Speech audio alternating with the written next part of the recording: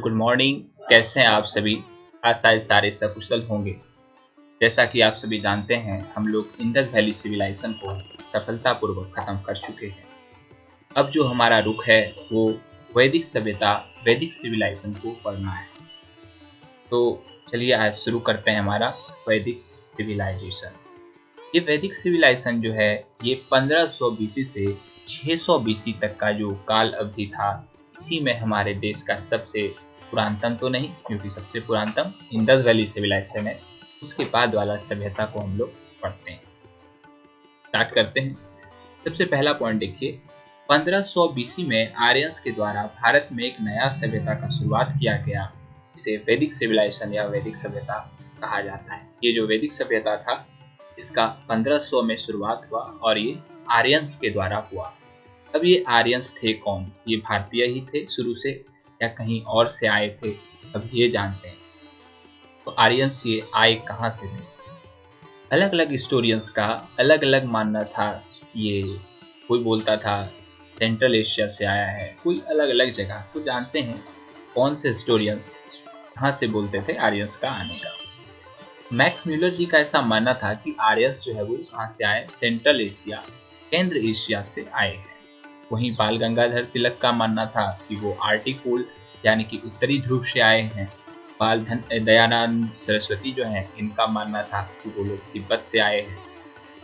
But actual जो है वो तो हम लोग नहीं जानते हैं, लेकिन जो सबसे ज़्यादा अधिक संभावना है वो सेंट्रल एशिया वाला है, क्योंकि जो इंडस वैली सिविलाइजेशन था, सिंधु घाटी सभ्यता, उस समय एक व्यापार का जुड़ाव देखा गया है सेंट्रल एशिया, केंद्र एशिया के साथ।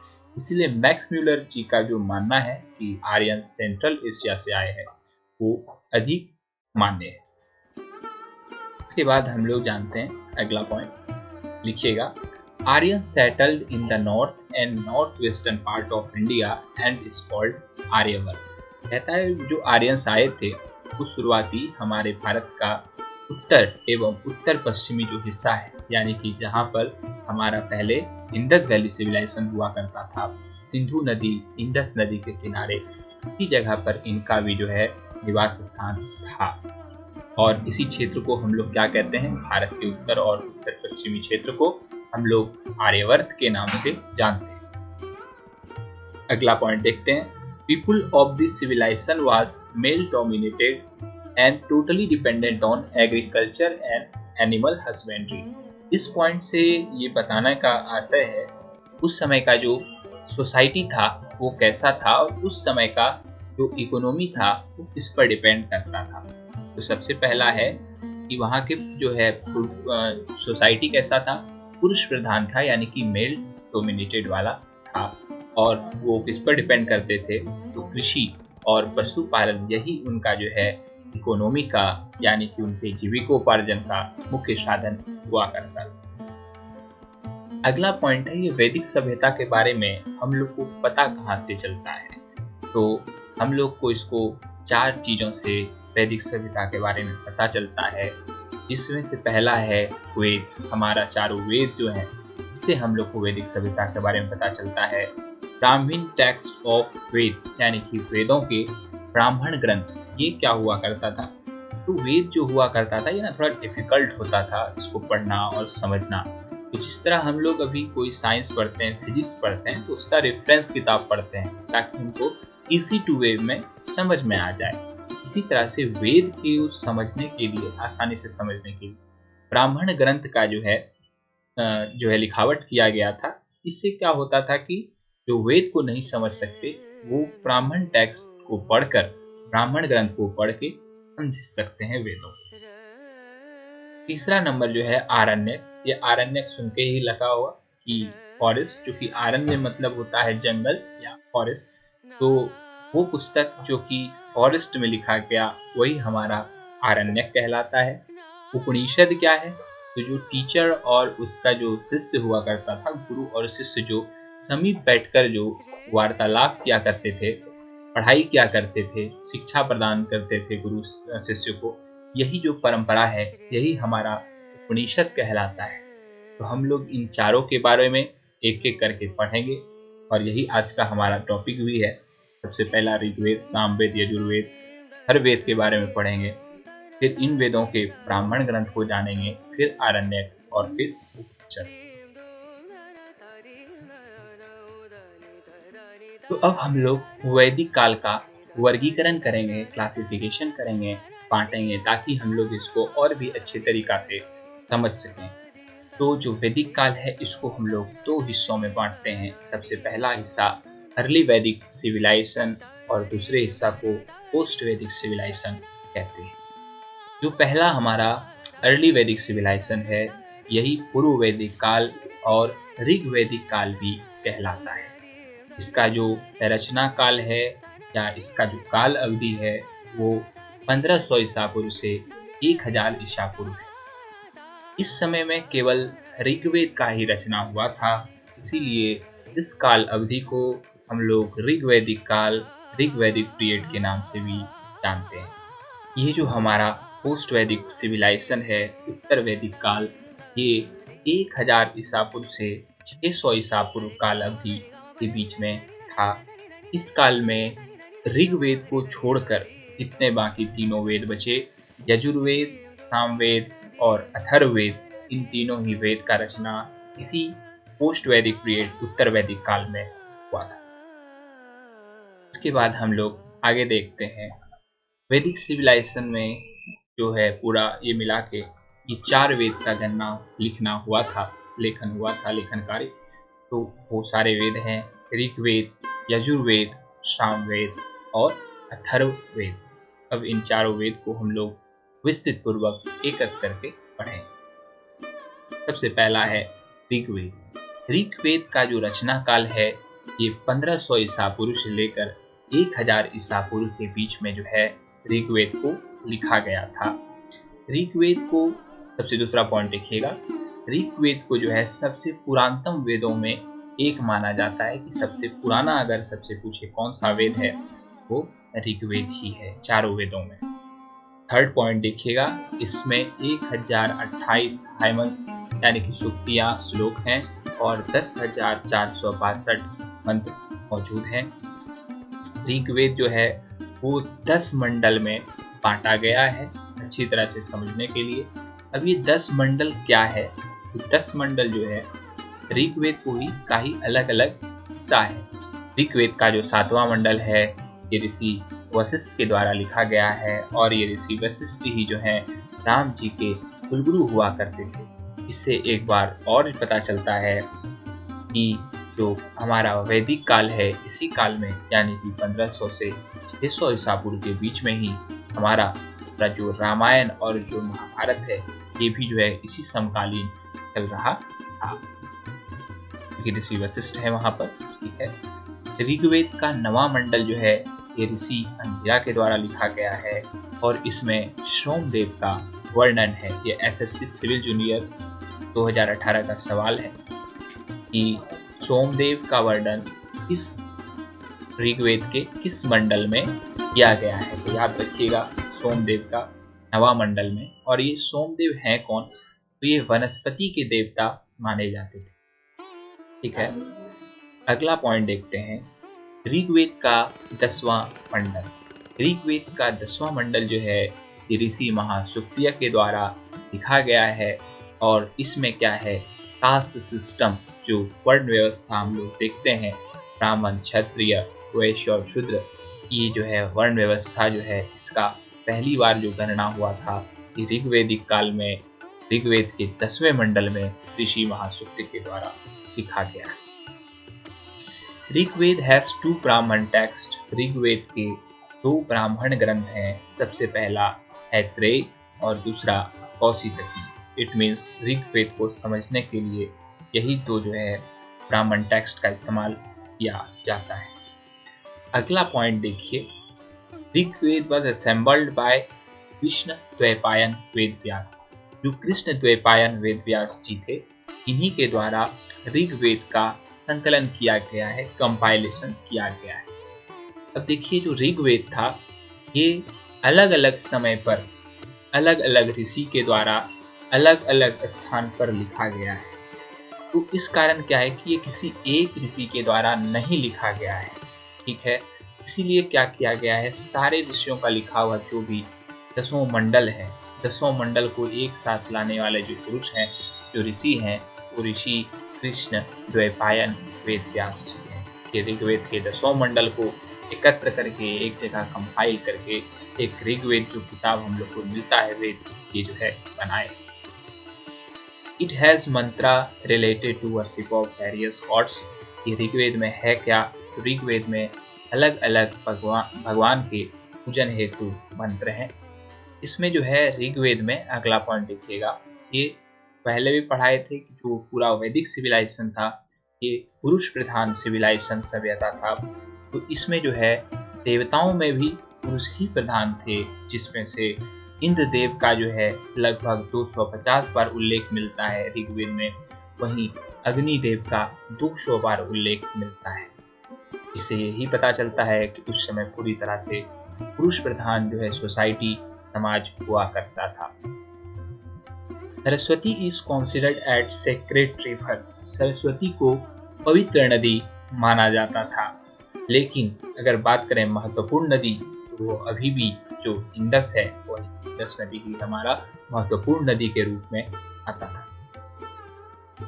अगला हमारा ऋग्वेद खत्म हुआ, अब हम लोग सामवेद जानते हैं। सामवेद जो है इसी को भारतीय संगीत के जनक माने जाते हैं। सामवेद को ये क्वेश्चन पूछा गया है एसएससी में।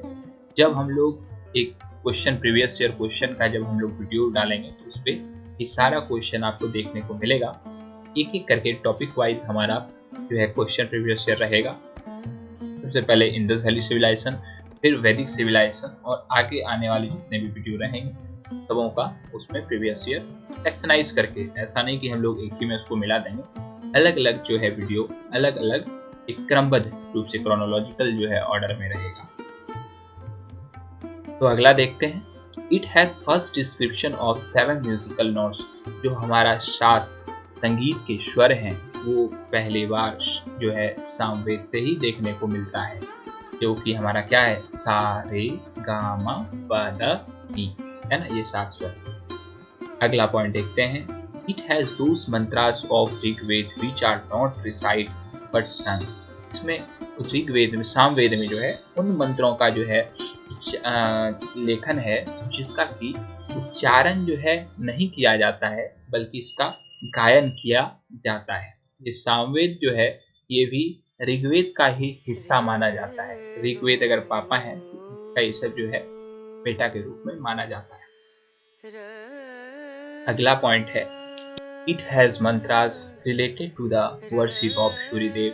इसमें सूर्यदेव के स्तुति से संबंधित मंत्र है, याद रखिएगा, सामवेद सूर्यदेव, सामवेद सूर्यदेव, है ना। अगला पॉइंट, इट्स ब्राह्मण टेक्स्ट आर, जो है इसके जो ब्राह्मण ग्रंथ हैं वो क्या है, पंचविश कहलाते हैं, ठीक है।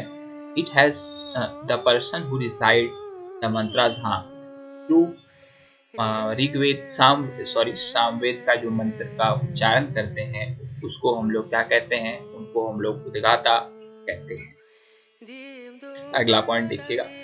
सामवेद का जो उपवेद है, तो उसका सहायक एक और किताब है, उसको गंधर्व वेद कहा जाता है, और गंधर्व वेद के जो संस्थापक हैं वो नारद भगवान को माना जाता है। संस्थापक बोलिए या प्रवर्तक। इस तरह से हमारा सामवेद भी खत्म हुआ। अब हम लोग यजुर्वेद में एंटर। तो यजुर्वेद है, यजुर का मतलब होता है याजना, यज्ञ। यज्ञ का जो भी जो नियम है, जो यज्ञ बलि होता है और यज्ञ से जुड़ा अन्य संबंधित जो मंत्र है, ये हम लोग को यजुर्वेद से मिलता है। This is the only Veda which has both stanzas as well as poetries। ये एकमात्र ऐसा वेद है जिसमें कि स्टेंजाज भी हैं यानी कि गद्य भी हैं और पद्य, दोनों ही भाग हम लोग को मिलता है। यजुर्वेद के 2 प्रमुख रूप हैं, एक कृष्ण यजुर्वेद और दूसरा जो है Shukla Yajurveda. The person who recite the mantras of Yajurveda is known as अर्ध्यु। वो पुरुष जो कि यजुर्वेद के मंत्र का उच्चारण करते हैं उन्हें अर्ध्यु कहा जाता है। यजुर्वेद का उपवेद का नाम क्या है, ये भी ध्यान रखिएगा, धनुर्वेद है। और इस धनुर्वेद का प्रवर्तक या संस्थापक विश्वामित्र को माना जाता है। अगला जो है वो अथर्ववेद है। ये सबसे मोस्ट इम्पोर्टेंट मानिए, चूंकि इससे 2-3 क्वेश्चन पूछा गया है। जो सबसे Atharvaveda is considered as the newest Veda among the all. Atharvaveda जो है उसको सबसे नवीनतम वेद माना जाता है सारे वेदों में। This Veda is also known as Brahmaveda. जो है अथर्ववेद को ही ब्रह्मवेद के नाम से जाना जाता है। ये अथर्व एक ऋषि हुआ करते थे, उसी के नाम पे जो है इसका नाम अथर्ववेद पड़ा है। यहाँ पर कुछ जो बैकग्राउंड में आपको दिख रहा होगा, कुछ खोपड़ी वगैरह दिख रहा होगा, और इधर जो है आपको दीप वगैरह जला हुआ दिख रहा होगा।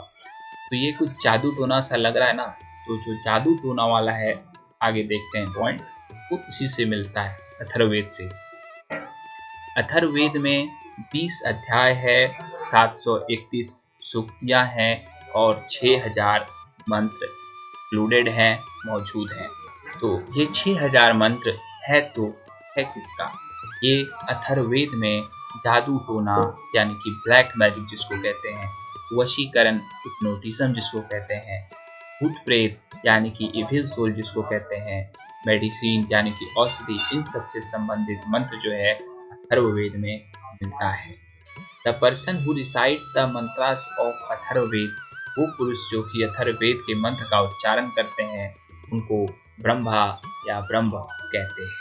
ठीक है, यहाँ तक का क्लास अच्छा रहा। इसके बाद देखते हैं अथर्ववेद का अगला पॉइंट। अथर्ववेद के ब्राह्मण वेद यानी कि ब्राह्मण टेक्स्ट को उपद ब्राह्मण कहते हैं। ये याद रख सकते हैं, ये अभी तक क्वेश्चन आया नहीं है लेकिन ये भावी क्वेश्चन बन सकता है कि अथर्ववेद के ब्राह्मण वेद को क्या कहते हैं। तो ये कोपद ब्राह्मण कहलाता है। अथर्ववेद का उपवेद का नाम क्या है? तो अथर्ववेद का उपवेद का नाम याद रखिएगा, शिल्पवेद है। और इसके जो प्रवर्तक या संस्थापक जो हैं वो विश्वकर्मा भगवान को हम लोग मानते हैं। इसके बाद आरण्यक देखते हैं। ये आरण्यक है क्या? आरण्य का मतलब होता है फॉरेस्ट, जंगल। ठीक है, Aranyaka are those Brahmana text which had been compiled in forest. ये आरण्यक क्या है? आरण्यक वो ब्राह्मण ग्रंथ हैं जो कि कहाँ लिखा गया है? जंगल में लिखा गया है। तो प्रेजेंटली हमारे पास 7 आरण्यक हैं। सबसे पहला ऐत्रेय आरण्यक, दूसरा तैत्तिरीय आरण्यक, उसके बाद बृहदारण्यक, उसके बाद मध्यानिंदन और शंखायन, मैत्रेयन और कल्पकार। यही 7 आरण्यक हमारे पास जो है अभी। इसके बाद हम लोग देखते हैं उपनिषद को। उपनिषद जो है, उपनिषद का अर्थ क्या होता है?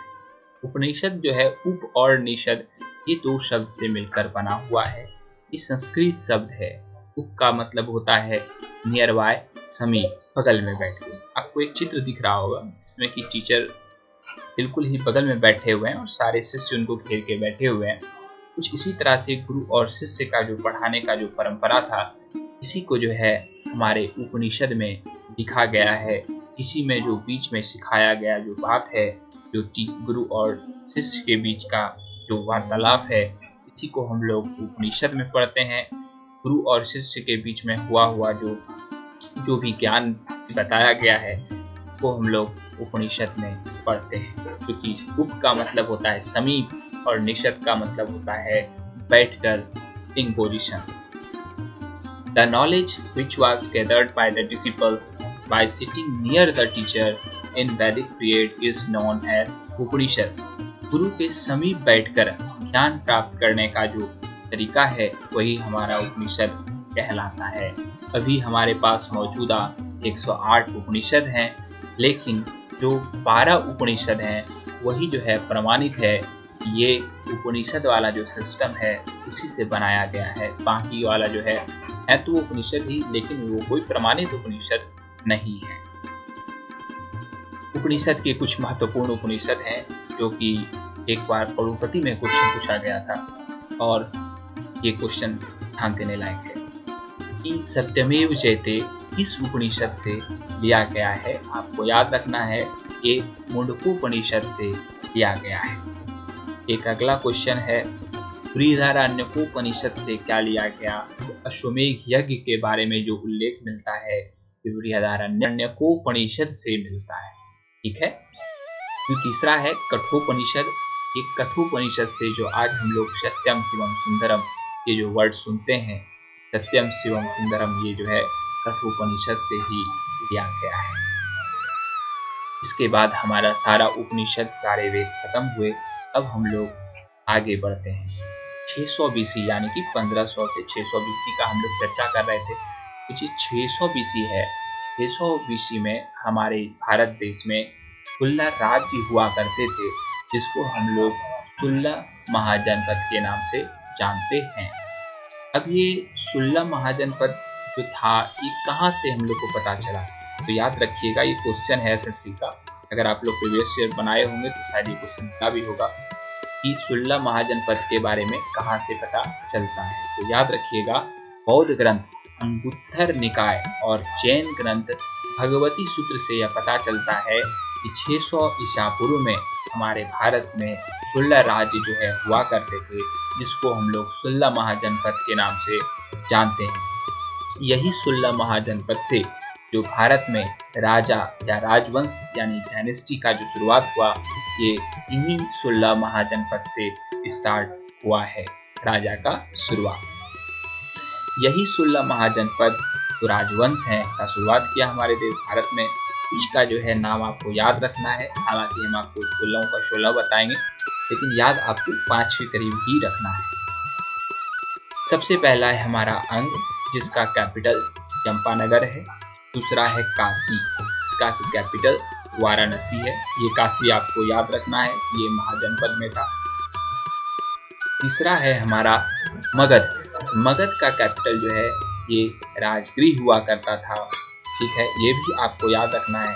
अभी मतलब सेकेंड जो दूसरा चैप्टर होगा, इसके बाद हम लोग पढ़ेंगे जैनिज्म बुद्धिज्म, और जैनिज्म बुद्धिज्म के बाद हम लोग मगध का उत्कर्ष, राइज ऑफ मगध की पढ़ेंगे। मगध जो क्षेत्र है हमारा, पटना जो दिख रहा है आज का, इसी के समीप का यही जो है हमारा मगध कहलाता था। चौथा नंबर है कंधार का। कंधार का कैपिटल तक्षशिला हुआ करता था। कुरु का इंद्रप्रस्थ हुआ करता था। वहीं जो है काम्बोज का हटाका और राजापुर हुआ करता था। सुरसेना का मथुरा हुआ करता था। कौशल, फिर आपको एक कौशल जो है ये आपको याद रखना है। कौशल का श्रावस्ती और अयोध्या, ये दो कैपिटल हुआ करता था। इसके बाद नवा चेदी है, जिसका कि शक्तिमान कैपिटल हुआ करता था। पंचाला, पंचाला का अहछत्र और काम्पिल्य हुआ करता था। मत्स्य का विराटनगर हुआ करता था।